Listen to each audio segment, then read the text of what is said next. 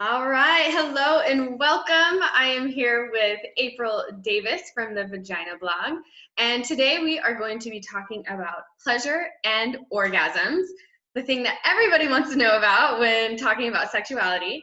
And we're also going to talk about how to start to have this conversation with your children, at what ages this is appropriate, and how to safely and appropriately talk to your children about these things so that they grow up feeling safe and confident in their own sexuality, as well as really steering them in the right direction around porn and all the things that we worry about as parents. So without further ado, April, welcome.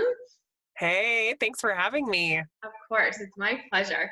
And just because I would love to hear from you as well, if you could let us know all about you and kind of your journey to where you are now with the Vagina Blog and how you got started with that.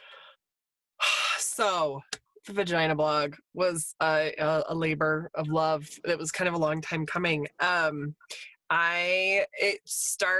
always had a natural curiosity towards human anatomy, physiology, any of that anyway. I went to school for emergency medicine straight out of high school and learned a lot about childbirth because obviously on an ambulance, you kind of have to learn how to deal with that in any situation. And it fascinated me. I loved the nurse that taught us and everything that we learned about. And so when I was pregnant with my second baby, I got really into reading everything I could get my hands on. I'd read a lot with my first. I knew how I wanted to do things. But after you've had that first baby, then you really know how you want to try and do things from there on out with your births. And so I was reading medical textbooks, midwifery textbooks, anything I could read on the subject. I was learning everything I could about birth, which naturally spills into learning so much about the female body and the reproductive system and everything else. And after I had my second, I had a really fantastic delivery and felt amazing. And I was like, oh my gosh, like I want to be a doula. I want to be a doula. This is going to be amazing. And so I went to train to be a doula and actually ended up becoming a birth assistant to a nurse midwife as well. So because I had the medical background, I was able to kind of step into, because birth assistants for nurse midwives doing home deliveries are really a good mix between like a really simplified med tech and a doula. And so I started training with her, started taking on my own doula clients. I was still working also as a birth photographer. I'd been doing a lot in photo and visual. And so it really gave me this opportunity to see birth at all angles and what that could look like. I got to see how it was practiced in the hospital and out of the hospital. And because the midwife I worked for was a nurse midwife, she was also our nurse practitioner at our Planned Parenthood. And so I was able to learn a lot about gynecological care as well, and a lot of things within gynecology. So I loved all of it. I loved that life. And when I had my third baby, I found myself kind of in a place where going back on call all the time wasn't as much of an option for me. And so I was like, what in the world am I supposed to do with all of this? Like information, I know so much and I have nowhere to put all this knowledge. And also I want to save every vagina. Like I want to save all the vaginas. I want to help all the people. What can I do? And so starting a blog and starting an Instagram and a platform just seemed like the next best thing to do. I had been working as a women's health consultant for a couple other blogs at this time. I had my own more mommy blog style blog at this time. And so I was like, I'm just going to go all the way. I'm going to become the Vagina Blog. Like, I'm going to own it. It's taking my lane. Yeah, this is who I am. So let's do it. Yeah, and that's so fascinating. And I love, because I would imagine through your journey, because women's sexuality is growing up is not, it's like I remember having like one sex ed class in like high school, or maybe like one in middle school, one in high school, and it was much more focused on the man's anatomy and like basically just how not to get pregnant, or there was nothing along the lines of like really getting to know my own body, or even getting to have the conversation around pleasure or well, you'll notice that the clitoris isn't even included in any of the anatomical right. models. Yeah. Like, it's Right. not even there. It's so weird. Yeah. It's weird and wrong because it's like that's the whole thing we all need to learn about for the most part. Not for the most part, but yeah, it's You do one of the know. most important parts. So yeah, absolutely. Absolutely. Well, I know that for a conversation we had before hopping on the recording here, that the thing you get asked about the most is orgasms. And When it comes to sex, definitely. Like, if you're looking for what questions I get asked in that kind of topic area, it's always, how can I have more orgasms? yes. They're like, tell us everything vagina. So, and this is something I worked, I did Mama Gina's mastery last year, her last mastery academy. And I'm 36 years old, and the things that I learned about my own body, she calls her clitoracy in her classes, I had never been taught. Like, I literally had no idea about your upper left-hand quadrant of your clitoris or in that area. And just getting to also see, because they did some education around showing pictures of all these different women's labia and being like, Yep. oh my God, like we're all so different, just in the way that everybody looks different too. But Snowflake. Vulvas are like snowflakes. No two are the same. yeah, yeah. And so that was very eye-opening to me, especially living in LA and also being really interested in learning about, I watched the Deuce with James Franco and Maggie Gyllenhaal, and it's about how the porn industry actually got started, and it's based off of like true stories. It's based in New York. I haven't And seen that. I need to see this oh, now. it's so good. Yeah, it's so well done. And I was super interested in it just from the perspective of like what women have, like really endured and gone through in order to claim our sexuality and own it, but also living in LA now and just seeing how like the porn industry or just even like Photoshop and all of these things really affect women's confidence and reality around what they're supposed to look like and the pleasure that they're supposed to experience. Um, and I know that over the years, I'm sure you've probably seen a lot of vaginas too in the birthing Oh yeah, and being a tons. doula.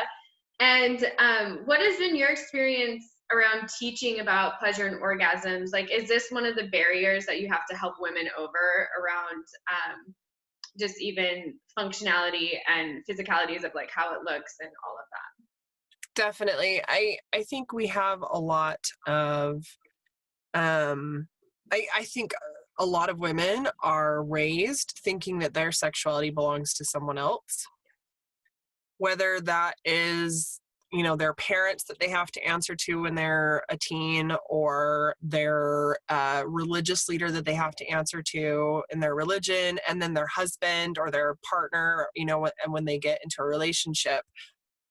It's really surprised me how many people are like, well, but my husband isn't comfortable with that, or my husband doesn't want to do that, or my husband thinks that this is dirty and wrong, or my husband, and it's like, so I still don't understand. That's not his problem, that's your problem. And you have to start owning your orgasms. And a lot of times that doesn't necessarily, I think sometimes people get confused. They think that I'm advocating for just like, you just have to masturbate. And that's not the case. You should be telling your partner what feels good and what doesn't. You should never, ever, ever fake orgasms. That is lying to your partner in the most intimate, deep, like, that will damage your relationship to its core. And it will come out at some point that you have been faking. Do not do that to your partner. You would be horrified if your partner was doing that to you. Do not do that to your partner. And more importantly, don't do that to yourself.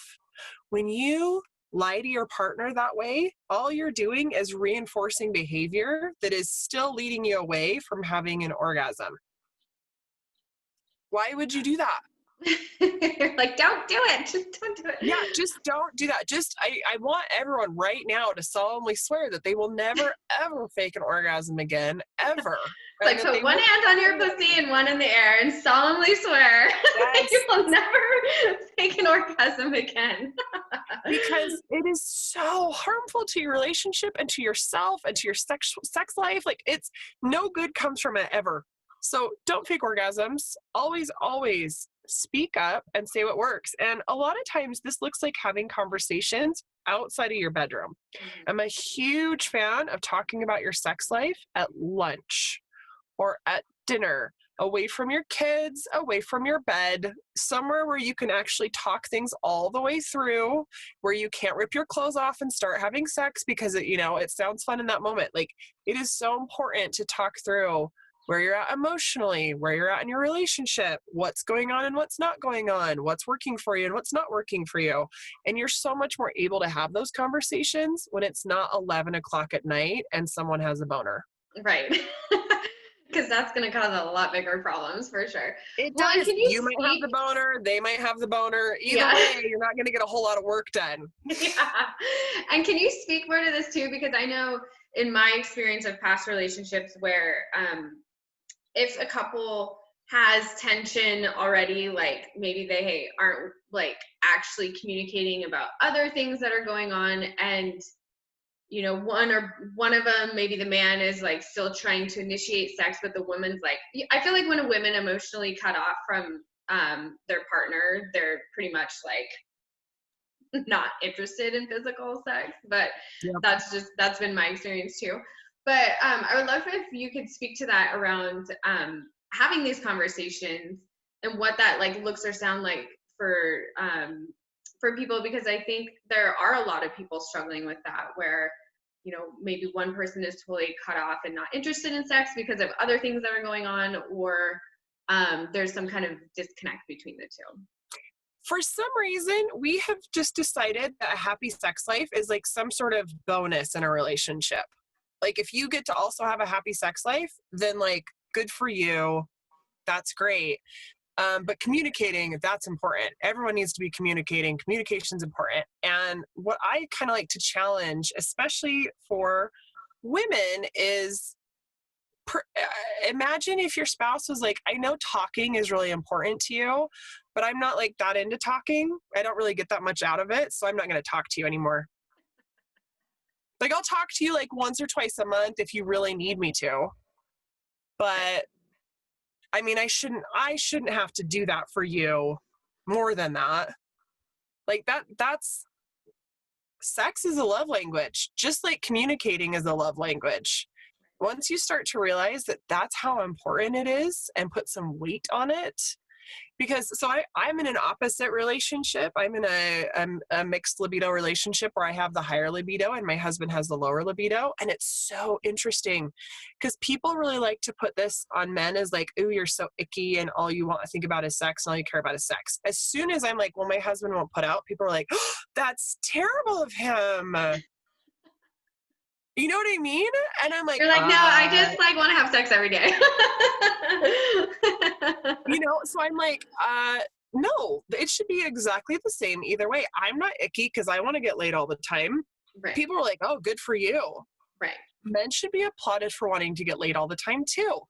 There shouldn't be this big gender differentiation. Like, and so that's something that I encourage people, like, realize that this is a love language. Realize that this is worth your time, your energy, and your effort. And realize that this will harm your relationship long-term if you don't tend to it. Right. You need to communicate. And if you feel like, you know what, but my libido is struggling, let's talk medical rule out. I was talking to Kristen Hodson. I cannot tell you what a fantastic resource she is. Go find her, go follow her. She has so much good to say on this topic. I also highly recommend the book Come As You Are by Emily Nagoski. Come As You Are really puts a lot of sexuality in very real terms and also brings it back down to like, look, this is what a real sex life looks like. We keep seeing all this movie crap or hearing about our one friend that does this, this, and this. This is what real sexuality is. And that's what Come As You Are is. And it's such a good book and it's so helpful. But do a medical rule out. Make sure your libido isn't an issue having to do with your health. after that, consider meeting with a therapist or a sex therapist.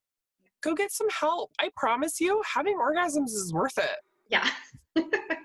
For your own health, for the health of your relationship and your happiness and your pleasure. Yes. No one is sad about having more orgasms. Right. They're just not. Said no one ever. Yeah. No one ever.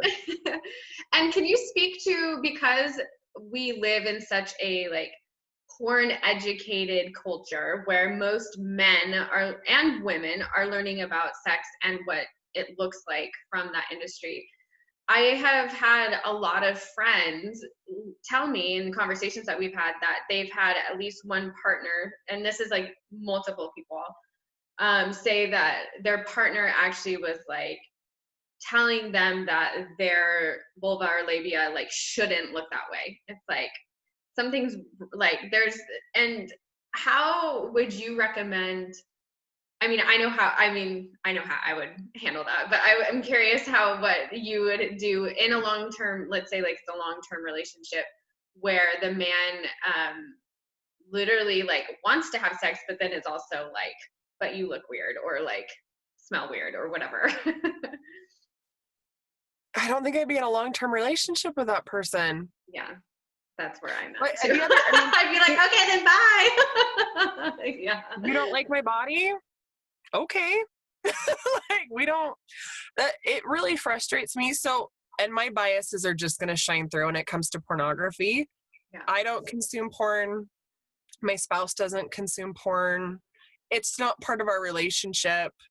I don't see any need for it. People get really caught up in like, it's healthy, it's good for you. And I'm like, 300 years ago, porn wasn't accessible. They had healthy sex lives back then too.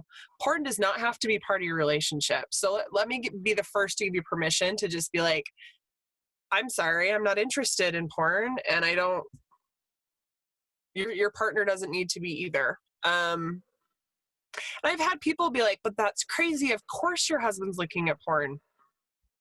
No, not really. He's not super into it either. I mean, it's like we've talked about it in depth and it's like not something that really interests him. So like you can have a relationship that doesn't involve porn. So let me just put that out into this. If one thing that Emily Nagoski talks about in her book, Come As You Are, is that some of our sexuality is learned. Yeah. So if you're watching pornography where you're seeing someone, let's say you start watching a lot of porn that involves like strangulation, you may start to believe that strangulation should be part of your sex life. And you may want to experiment with strangulation. And that's going to start to seem normal in your mind, that strangulation is part of sex. And I'm not saying like, if that's something that you're interested in doing, like that's in your bedroom, that's your business. But don't be surprised that suddenly strangulation starts to be associated in your mind with sexuality. It's going to be same with any other things that you're consuming around sex. Don't be surprised if that starts to become normal to you. And that's one of the reasons that whether or not you are in agreement with adults consuming pornography, this is one reason why we want to keep our youth away from consuming pornography. They're too young to differentiate whether or not what they're seeing is normal. It will start to make things seem normal to them that maybe are not normal. Like, let's say they go down the rabbit hole of gang rape and that's all the porn that they consume. What are you teaching them now? What are they learning about sexuality? Well, that it should look like a group of people raping a young girl. Right. You know what I mean? Like, this is where porn gets so dangerous so quickly and can affect people so deeply. And this is why we're seeing really high rates of depression and anxiety, because if you're 12 and you're consuming that, you're going to be shook up by it. Yeah. It's just going to mess with you mentally.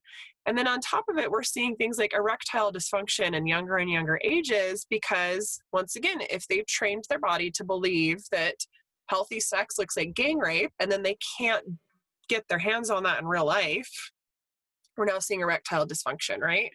So we need to be really careful. And that's why talking to your kids about pornography at a younger and younger age is unfortunately something that we're really having to start to do as parents. Well, and I know that, when the AOL and internet first came out when I was like 12 in that age, and when my brothers and I would be like playing some online game, I think at one point there was some like porn thing that popped up, and all of us were like, like, oh my God. And it was like an accident, but it was still like all of us were like, like freaking out, like this is creepy and like whatever. But now with how much access kids have to their tablets, and parents just give them the tablets and send them on their way, I mean, like, who knows at what age kids are going to be having, like stuff like that pop up and different things. And Immediately. yeah, I mean, it's my friends are raising kids. It's 8, it's 9, it's 10 years old. My oldest has been exposed to it at a friend's house. She was like, oh my gosh, look what I found. yeah, So, I mean, that's the other problem too. Before hormones have kicked in, there's just a real natural curiosity around naked bodies and what adults are doing. And so, of course, they're going to be like, oh my gosh, you would not believe what I saw. yeah. I have to show you. And so I've seen a lot of that even happening. And I was talking to my friends whose son is only, he's 12. Every day at school, someone shows him something new on their phone. And they have a very open relationship with him. And they've just said, we want to know what you're seeing at school. We want to know what people are showing you at school. And they ask him every single day, what did you see? Did you see anything on anyone's phones today? Did you see this? And they have this continual conversation. And they've told him, like, if you're ever really curious, we're happy to sit down and watch anything that you want to watch. And we'll sit through and explain what's going on and why. And he hasn't taken him up on the offer, but I love that idea that their relationship is so open that he comes home and openly explains what he's seeing, and also knows that if he has questions, they're happy to answer them. And if a kid has been exposed to porn at a younger age, or even before they have been, what has been your experience with your own kids or friends of yours of having the conversation with them around, like, hey, you may not have seen these things yet, but this, on the internet, this is what can pop up, and then like opening up the conversation around their own body and their sexuality, as you said, like before the hormones, when they literally are just learning about their own body and other bodies. What would be your recommendation for those conversations with kids? One thing that I love to point out, because I think some parents are like, I still don't want to do this and it's uncomfortable, and my kids just aren't going to have that problem, so I'm just not going to talk to them. I still see a lot of that. The thing that I tell them is that when someone is grooming your child, one of the first things that they do is they use anatomical terms or other terms for genitalia to feel it out and see if they've ever heard those words before. And if they have, if your daughters are familiar with the word vagina, it sends a message to that adult that this child has an adult in their life who's talking to them about their genitals and would be comfortable explaining that they had their vagina touched, or that someone had tried to touch their vagina. But if they talk to a kid and they're like, I don't know what you're talking about, what do you mean? It's just another checkbox for them to go, okay, perfect. This child is perfect to molest, because no one in their life is talking to them about their private parts. Mm-hmm. Yeah. They won't even have the language to explain what I did. Yeah. So suddenly, that has been so good to point out to parents, because then they go, oh, this is actually really important for me to talk about then. You need to explain to your kids about their body parts. You need to use the correct language around them. It should be just as normal as talking about their nose or their elbow or their eyes. It's just another piece of their body that they should know and be comfortable with. And kids naturally will gravitate to that. All of my kids, as soon as they're out of diapers, they're like completely fascinated. This is the coolest thing that's ever happened to them. They have a whole new body part to play with. Yeah. And so we always encourage them, like, you can explore all you want to, but that's something that we do in private, not at the dinner table.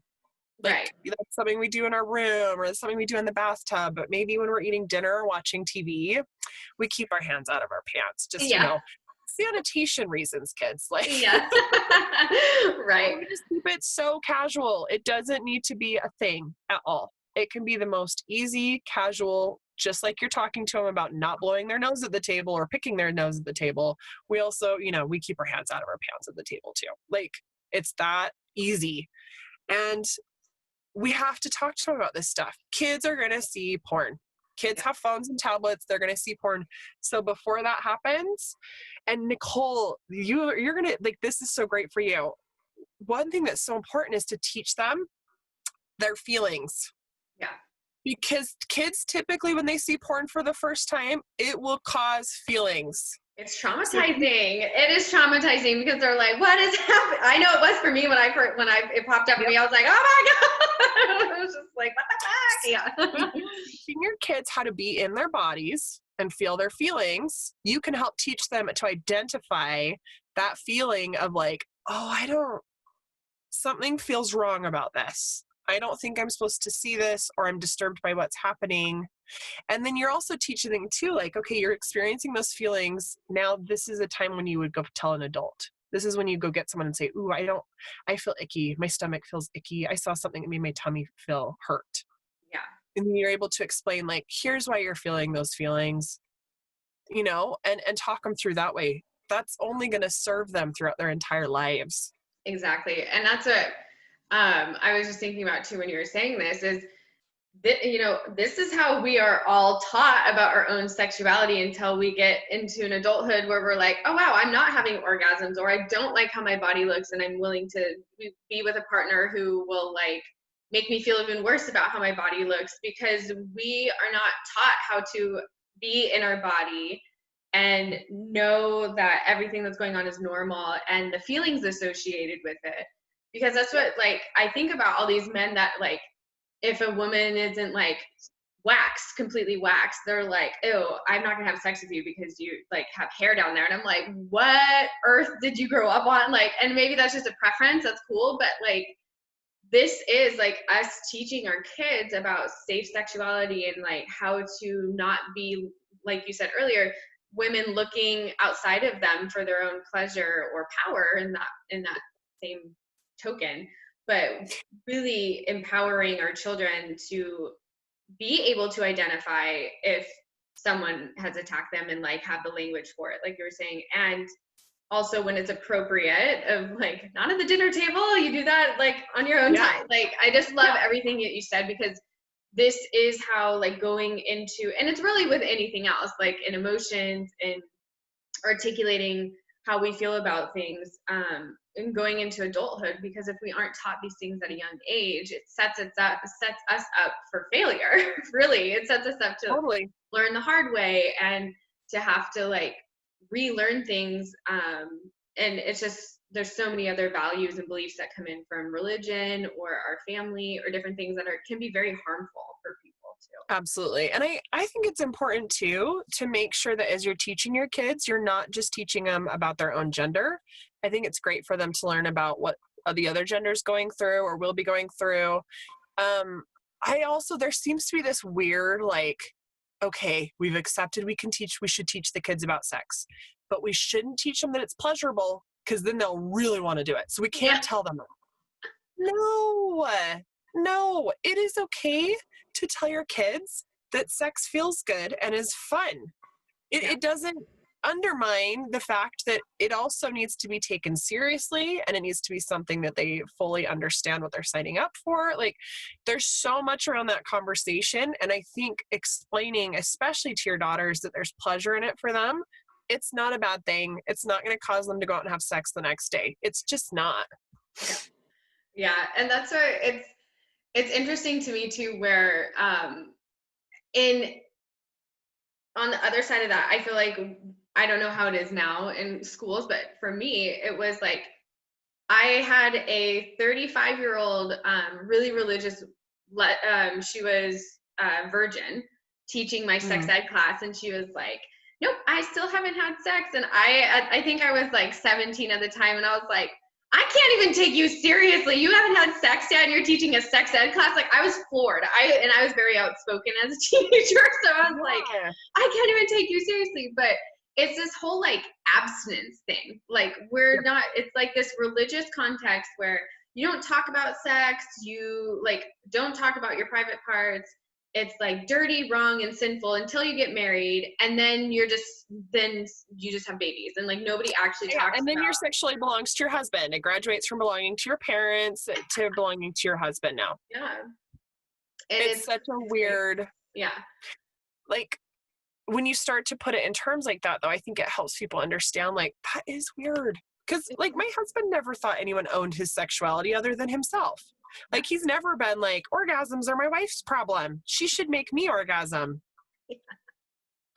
That's never, I don't think that's crossed his mind. I don't think that's been a concern for him. It typically isn't for males.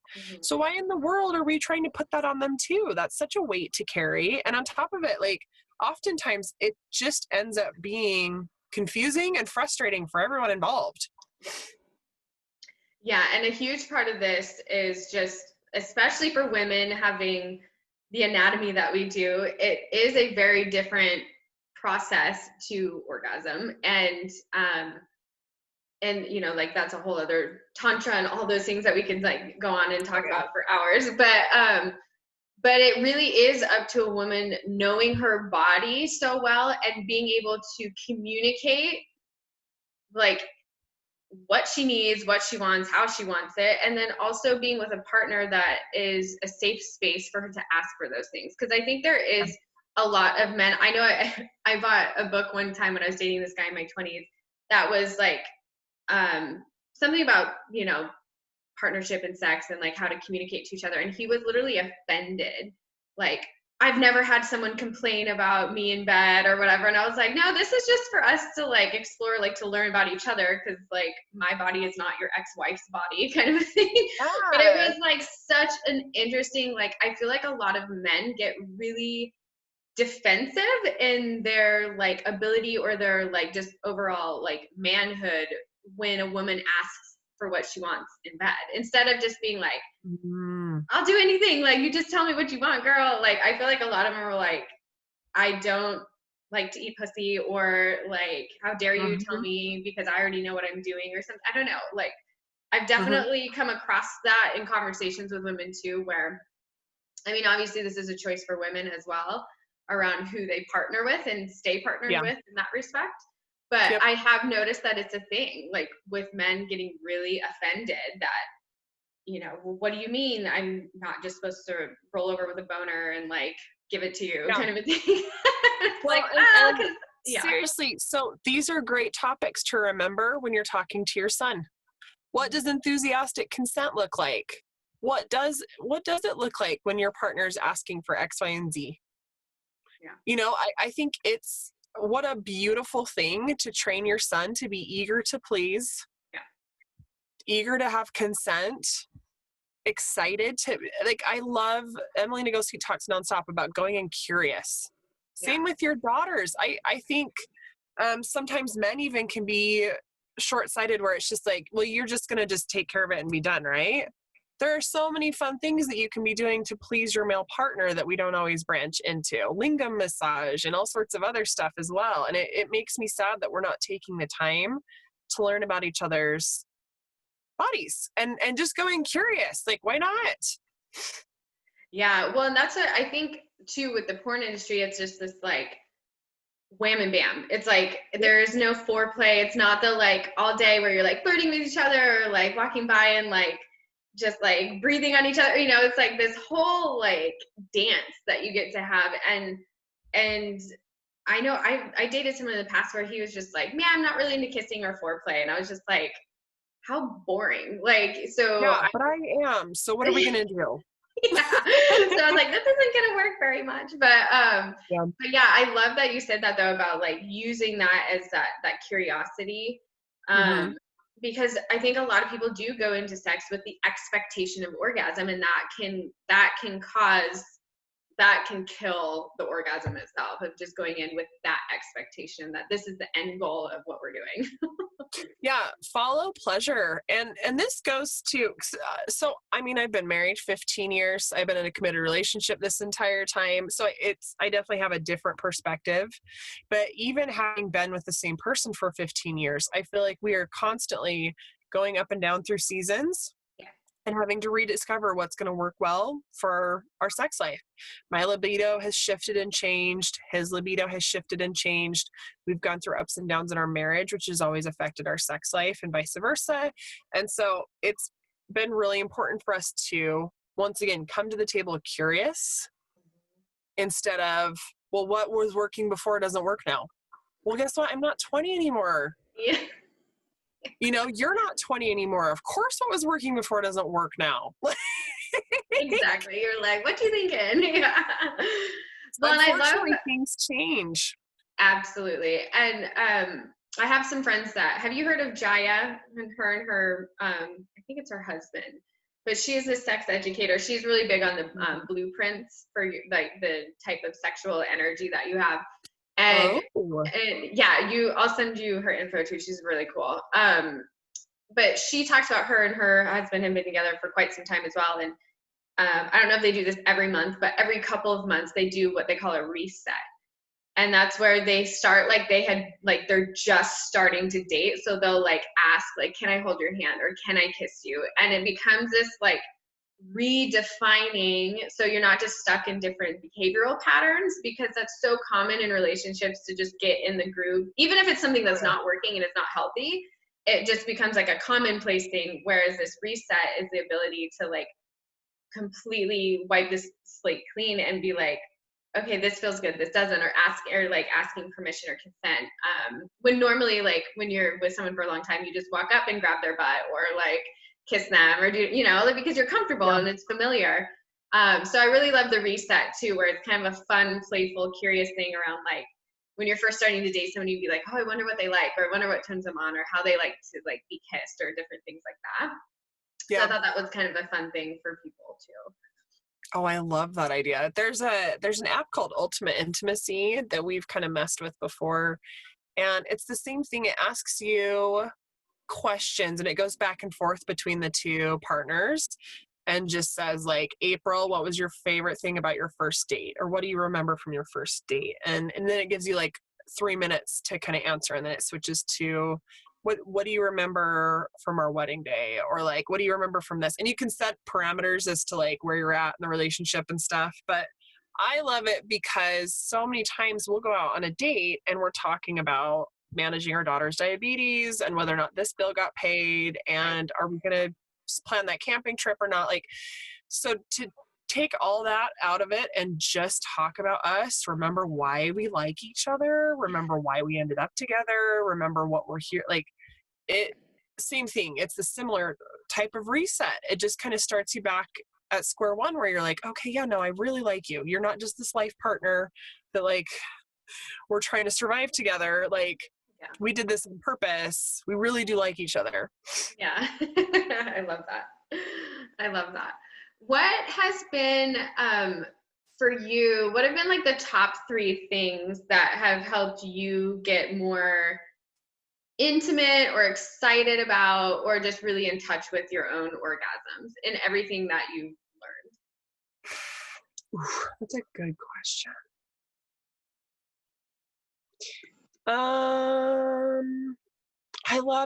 I think experimentation is always a good idea. Whether that's having sex in a different place, whether that's trying a new position or trying a new position in a different place, or playing with a new toy, or getting to know your own body and anatomy better. I think for me, I'm so grateful that I took the time to just get to know my own anatomy even. Like I became really interested in the fertility awareness method. And one of the ways you can check for fertility is to see what's going on with your cervix. And so I was like, oh, that's my cervix. Oh, my cervix is low. Oh, my cervix is high. Oh, I love having intercourse. So my cervix is low in this position because then I can have a cervical orgasm, which is totally different. And this is kind of fun. Like going in, like I said, curious. Yeah. What happens when we touch this? I tell people, I'm like, we see male anatomy when it's aroused and also when it's not, and we get to see those changes that happen. And I find it super interesting, like testicles, especially how they change with temperature is fascinating. Yeah. We really miss out on seeing this on a female body and with a vagina and a vulva. I always tell people, I'm like, get a mirror. Yeah. Go look at your vulva when you are aroused. Watch it get engorged. Watch it change color. Watch it unfold. Watch it. It is just as cool, but we're all missing out on this because we're in the dark, or we're under covers, or we're, or trying to hide it and like trying to hide it. Yeah. Go in and take a look at it. Watch it. Because for me, embracing some of that, seeing the changes that were taking place, feeling the changes that were taking place, it really helped continue to like grow and blossom my sexuality. Yeah, absolutely. I love that too, because that was something I learned from Mama Gina too, was like, watch it like grow and change color. And so it was like this whole, it's literally like a flower, like blossoming, like getting ready and Yes. opening up to receive. That's like the whole process, right? Yeah. So I love that too, because I think the more a woman can look in the mirror and really see her own process and love how she looks and love how she smells and like, and knowing that is different than other women. And Mhm. there's such a piece of like coming home within your own sexuality and in your body and feeling just that the actual pleasure of leaning into that instead of, I think a lot of women, like, especially the first time they see their vagina, I've had a lot of women that I've coached that are like, it looks like an alien. And I'm just like, oh my gosh, we've been so trained and disconnected from our own body that it is alien to you. Like, you actually think it looks like an alien because you haven't Isn't it spent so any time sad? with it. Yeah. And it breaks my heart because what happens is when you fall in love with this vulva of yours and your labia, and you start to see like, oh, I love these changes that take place, and oh, I'm so aroused, and like, look at all this. Suddenly, when you're with the partner is like, oh, I only like girls that are shaved, you're like, man, that sucks to be you. Yeah. No one can put their icky shame on you anymore because you're like, no, I love my vulva. I respect my vulva. I take good care of my vulva. I want my vulva to experience pleasure and love and support. As soon as someone comes at you with like, but you're zicky, you're like, no, I think you're wrong. And also not, you're also wrong for me. Like, sorry about your opinion. You Yeah, know? and that's where, and I love kind of like the dance of this conversation too, because that is so the point of teaching, especially daughters and the men and the boys, around like women's bodies. Like, this is why they look this way, this is how they react to it, like having all these conversations. So like, because I remember going in, to like middle school, and how like different times of your ovulation, you have more of like an egg white discharge or whatever, like when you're ovulating, and that's very normal. And I thought something was wrong with me. Like, I Oh literally, because yeah. nobody told Yeah. me about the changes that like throughout my cycles and stuff. And so, and I think that's like also for boys to understand that, like, if a girl's on her period or around her period or ovulating, like there's like all these different cycles that a woman's body's going through. And there can be a lot of shaming and harm done when teenage kids, or now it's younger, I understand, like middle school kids are having sex, which is crazy. But they don't understand the woman's body, and vice Yep. versa for girls. So they're like Women don't shaming these understand their girls. body either. Yeah, and Yeah. there's so much shaming that's going on and humiliation for women in their bodies. And I don't think a lot of women outgrow that. I think they like Yep. they hold on to that for years, thinking that something is wrong with it. I know I did that for a long time, where Yeah. I had some different boys that when I was starting to like, fool around and mess around, that they would tell me things, and I assumed that they knew better than me about my own body, or that what they said was like, correct or whatever. And I But didn't they know. don't. And once again, Yeah. if you have an open conversation with your kids going on, you can tell them, guess what? They don't know anything more about your body than you do. They're just as Yeah. uncomfortable in their bodies as you are. Yeah. Don't worry about that. And my daughter was upset. It's so funny. I've had a whole bunch of different companies sending me menstrual cups lately. I don't know why cups specifically and so my girls are always like, Mom, are you getting more vagina stuff? What is this one for? And so like I was going through and talking to them again about periods, and we were sitting at the dinner table, and my daughter out of the blue was like, I don't want to do it. I'm not going to be a girl. When I get older, I'm going to cut my hair short, and I'm going to cut off my boobs if I get boobs, and I'm just going to be a boy. And we were like, honey, like boys go through stuff too. Yeah. Like they go through all this stuff. And she's like, no, they don't. And I was like, they do though. I was like, they get boners, like they get erections. So out of the blue, their penis will just fill up with blood and get hard. And there's nothing they can do about it. And they might be standing at the front of the classroom at the Yeah. chalkboard when this happens, Yeah. or they might be hugging you, or they might be just talking about something and they have no control over it. And it's super embarrassing for them sometimes. And she was like, what? And I was like, no one gets out of this scotch-free. Like puberty is kind of hard on everybody. Yeah. So don't feel like being a boy would suddenly make like your life easy. Like we all have stuff that we're kind of going through. And it really helped her to like, oh, so we're all kind of in this together. And I think it's so important for our girls to know what boys are going through. And it's so important for our boys to know what girls are going through as they're going through maturation. Yeah, absolutely. Absolutely. Oh my gosh. I feel like we could talk about that for like, there's so much that needs to be unpacked around that too. Just because I know that it's so frowned upon to talk about sexuality with children. And I feel like that is half of the reason people don't talk to their kids about it, because they're afraid that like, oh, if like the child services people found out, our kids might get taken away thinking we're like pedophiles or something for talking to our kids about this stuff. So that's where it's like, it's just opposite. Crazy. Yeah. It's the exact opposite. You should be talking to your kids about all of these things to protect them. Yeah. And to take this even a step further, some people are like, I can't say the word vagina. I can't do it. I can't say penis. I can't say. This is why you need to be talking to your partner about sex.